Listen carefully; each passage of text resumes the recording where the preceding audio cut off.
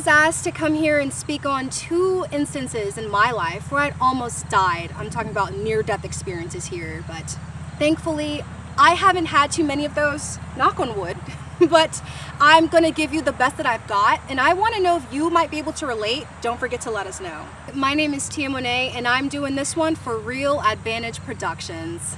The first story I want to tell you about is the time when I ran over a sidewalk. I know that sounds simple and pretty stupid, but that could have had some pretty terrible consequences for me. So I was on a date and I was driving. I picked up this guy and we were on our way to somewhere that I hadn't been before. It was actually glow-in-the-dark mini golf. And he was talking too much and I was getting lost, and we were on the highway. I had an '05 Honda Civic. You know they go a little fast. I was going faster than I thought I was. I was overwhelmed at the time, so I said, you know what, forget it. I'm gonna get off the highway. I'm just gonna turn into this neighborhood. I was going too fast and completely ran over the sidewalk. So I'm glad that nobody got hurt, but one, that's embarrassing because I was totally on a date. 2, I could have hit another car had there been one there and potentially killing someone. 3, if there were a pedestrian on that sidewalk, I could have hit them and killed them. We all know that's at least involuntary or vehicular manslaughter. Now tell me, do you think that I look like someone who would fare well in prison? No. Like, come on now.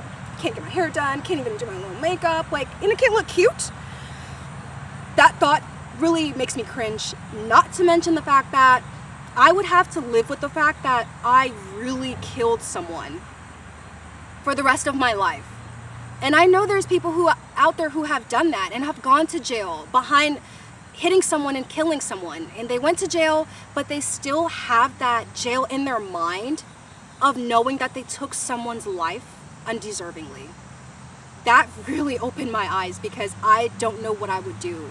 And I don't know how I could have ever forgiven myself if I know that I had killed someone.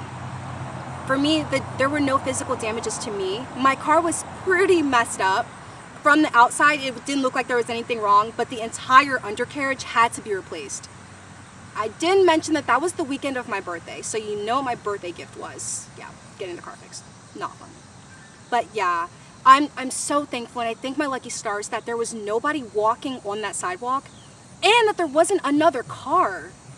And I've never lost control of a car like that ever again. And I realized that even that small car could have done so much damage to lives, especially my own. The next day, I'm at the hair salon, getting my hair done, and I asked my mom, I said, hey mom, the car is driving weird, because I was in high school, so she was paying everything for the car at the time. I said, hey mom, the car is driving a little bit weird. Can you drive it and just, try to make it all nonchalant? My mom instantly starts to panic, of course. She says, what did you do? What did you do to the car? I was like, nothing. I just thought it was driving a little weird and I wanted you to drive it. She says, you had to do something because it was driving fine the day before. So I just said, mom, please just drive the car. Later in the day, she drives the car and she's very upset because it's making noises and we can tell the tire's trying to go flat. It wasn't good. Thankfully, we had a mechanic right down the street, a family friend who could just diagnose what was going on and then recommend us where we should go. We drove to our family friend mechanic, and he comes out, he just backs the car out of the driveway, lifts the car up a little bit, and he simply says, I don't know how you even managed to get the car 5 minutes down the road. This car is not drivable at all. And I just start crying because I had no idea. And like I said, that was literally my birthday gift, was getting that car fixed. There were so many things wrong with it on the underneath the car. We couldn't see it, but everything was messed up underneath that car that we had to get fixed. So that was my first near-death experience. And all I can say about that is, if you ever get lost, you really should slow down, honestly. Now this second story is even more personal for me, and it really, really, really hits home for me. And if you have ever lost a family member or a loved one, or you've seen and witnessed someone close to you go through something so traumatic, you can relate to this. And honestly, I might even tear up a little bit, but I'm going to tell you this story. It's about the time that my mom died twice in a surgery. And whew, it just really gets me. It just really gets me. I need a second.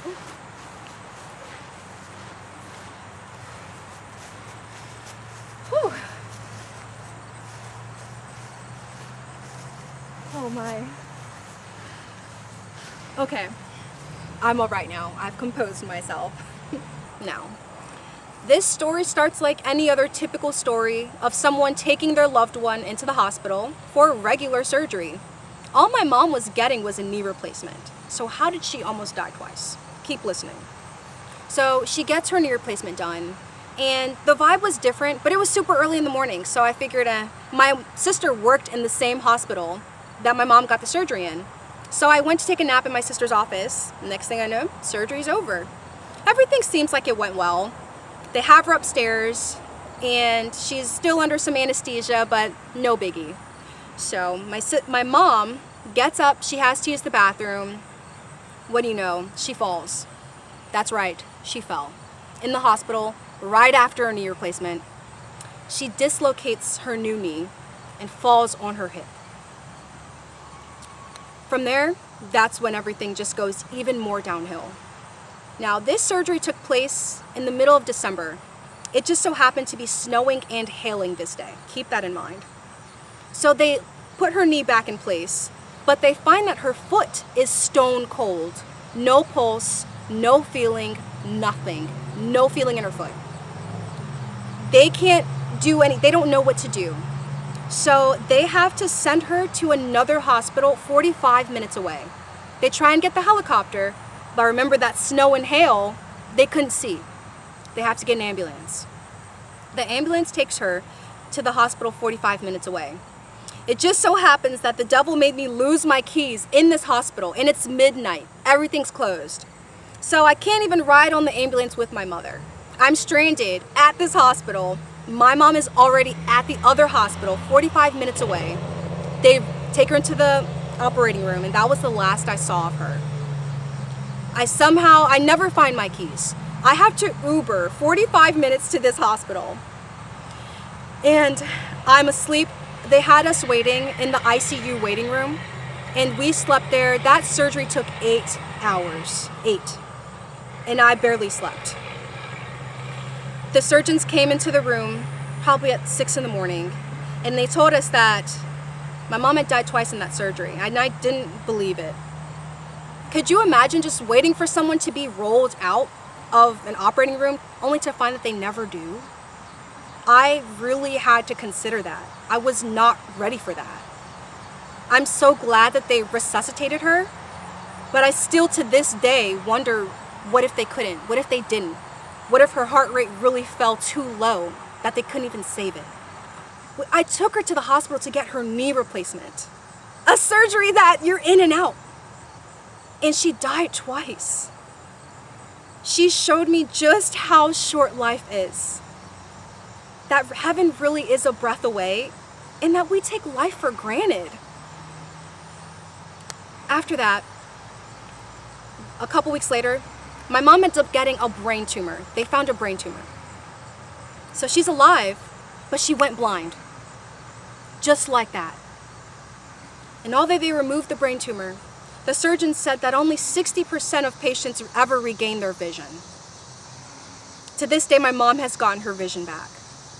But I'm not going to say that we never wondered what she would do and how she would have to live as a blind woman who almost didn't ever walk again. They almost had to amputate her leg. So after she died twice, they weren't sure if she would live. She lived. They were never sure if she would walk again. They sent her home in a wheelchair. She's walking now. And she was blind. And now she can see. Not perfectly, but it's getting there. It really taught me not to take life for granted.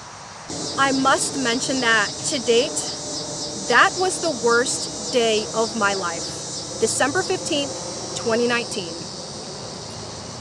Now, when we had gone to the hospital, it was pretty smooth sailing. My mom checked in, and they actually said they could take her early. Now, when everything happened, I was prepared to spend the night in that hospital. We were ordering food and everything. This was before she fell. And it was fine.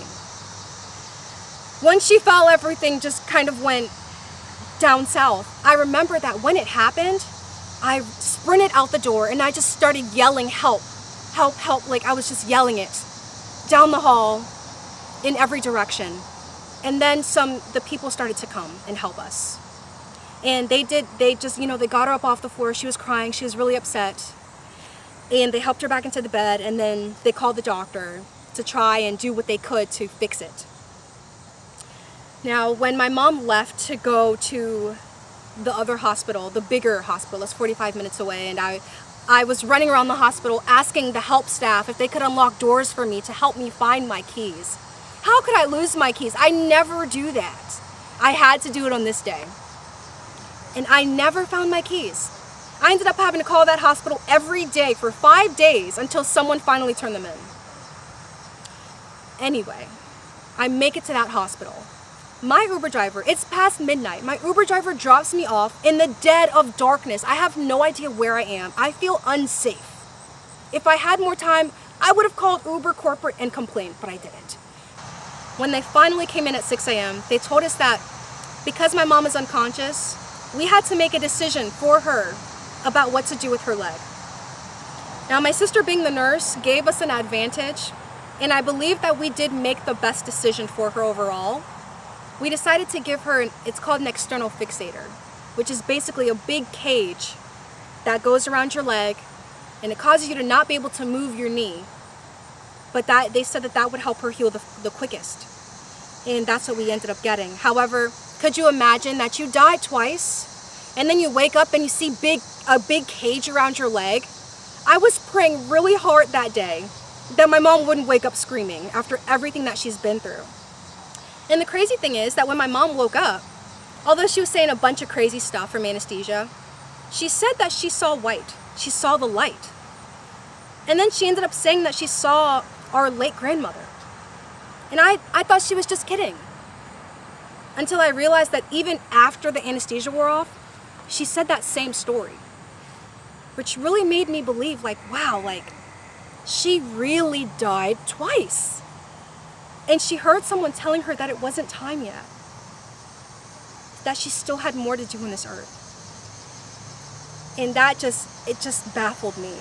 And it still just baffles me today. Well, there you have it. Those were my 2 closest experiences that I've had to death so far. Again, knock on wood.